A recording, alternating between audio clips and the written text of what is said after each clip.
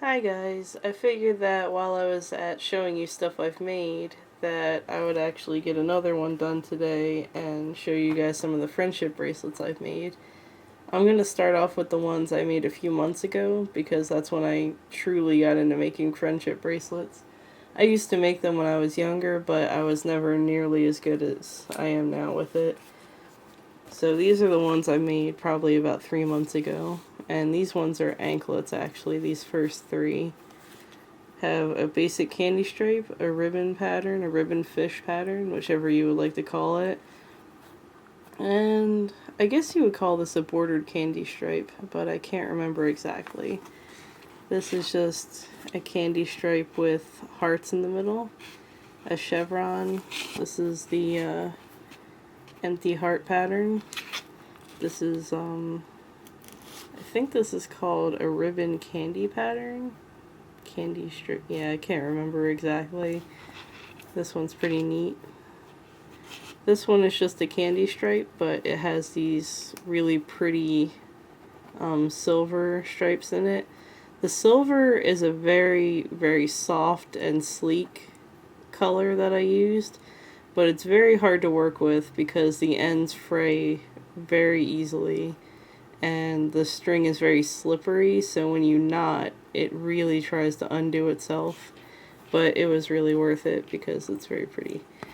And just another striped background with a heart. This is like a braid pattern. The Peruvian wave, a zigzag. And I'm not sure what to call this one because I didn't find it on friendshipbracelets.net. I found it somewhere else.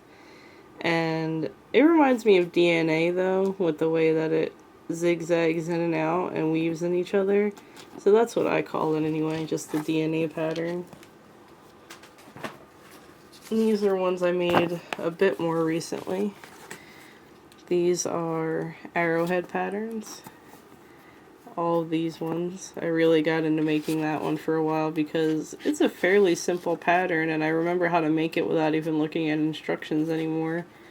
So I really like this pattern because you can do gradients, you can do just mixed colors, or you can do like a rainbow with it. This is just another DNA pattern. This one is supposed to be lightning bolts, but I used different colors because I thought the purple actually looked pretty neat there. And another one with the hearts, but I made it actual like playing card colors and I think it came out really neat. A filled heart pattern. This one, I can't remember what it's called, but I refer to it as the ribbon pattern because it just looks like a ribbon that's like spiraling downward to me.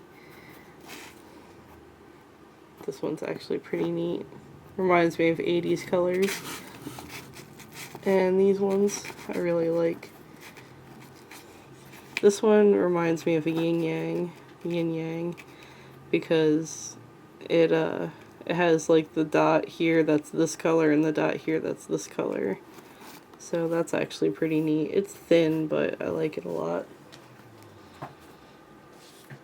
And these are the ones that I've done more recently. And I really like this one. This one looks like stitches, so I think that's pretty cool.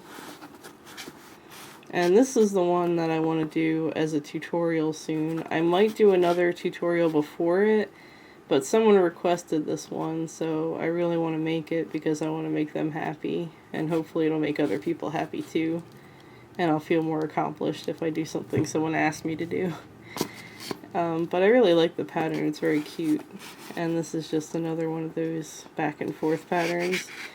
This is a cupcake one I did, like with my tutorial. But I used the DNA pattern instead, and like I said, when you use the candy stripe, it comes out slanted. But if you do the DNA pattern, it actually comes out straight, like I was talking about. This one, just a candy stripe, but it's with the rainbow pattern. Same here, only I put a sparkly little star charm on it, and it reminds me of Rainbow Bright. I think that's what that's called.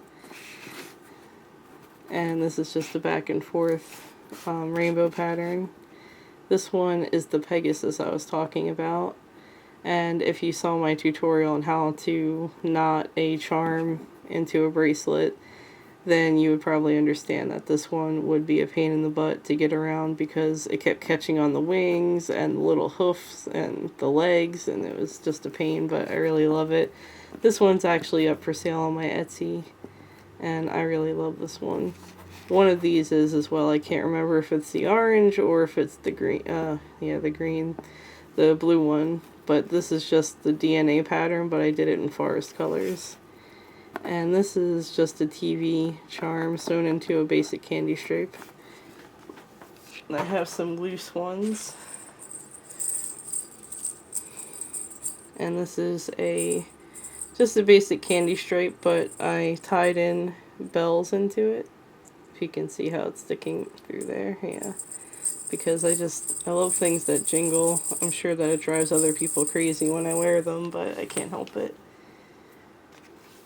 And this is a brick pattern. Once again, with more of my ever-obsessedness with my blues and aquas and teals.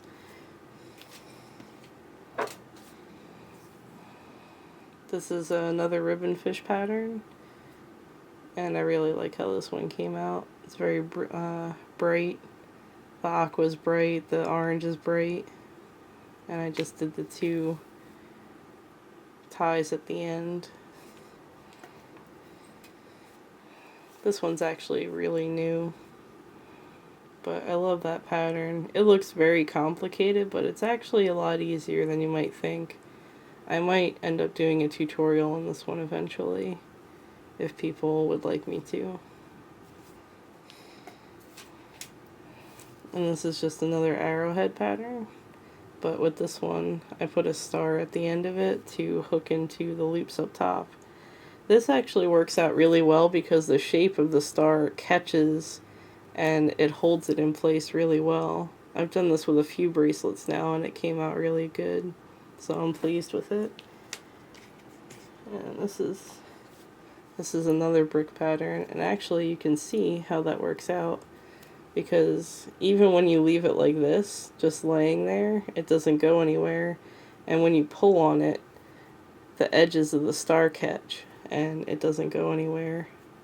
So I'm actually really happy with that. And once again, more blue and aqua and teal. This one's the latest one I've done,